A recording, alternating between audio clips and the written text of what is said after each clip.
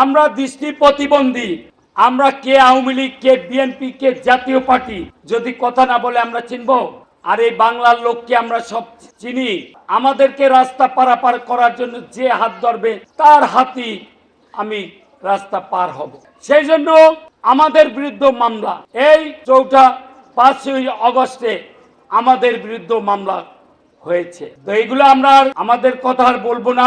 আপনি খোরশেদ ভাই, উজ্জ্বল ভাই, প্রয়োজনে আপনারা আরো লোক নিয়ে আমাদের এই বিএনপির কেন্দ্রীয় নেতাদের সাথে আমাদেরকে বসিয়ে দেবেন, আমরা যেন আমাদের দাবিগুলো বলতে পারি। ডক্টর ইউনূস কি করেছেন? এনসিপি, নাগরিক সিটিজেন পার্টি, তাই করেছে। দেখেন, সমালোচনা হয়, সমালোচনা করতে হয় বাধ্য। তারা ছাত্র ছিল, তারা আজকে কি? এত টাকা কোত্থেকে আসে? ডক্টর ইউনূস কার টাকা দেয়? আমাদের টাকা দেয়।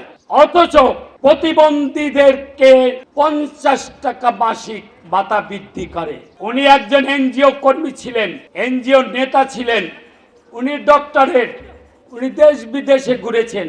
তাহলে প্রতিবন্ধীদের কথা কি স্মরণ আসে নাই? ওনার আসা উচিত ছিল না? আল্লাহ এর বিচার করবে, আমরা পারবো না। আমরা আপনাদের মাধ্যমে বিভিন্ন এই ডিসি অফিস থেকে আমাদের এই বাড়িটা বরাদ্দ দিয়েছেন। এখানেও একটা কুচক্রী মহল আছে যারা বাড়ি দখল করতে আসার চেষ্টা করে।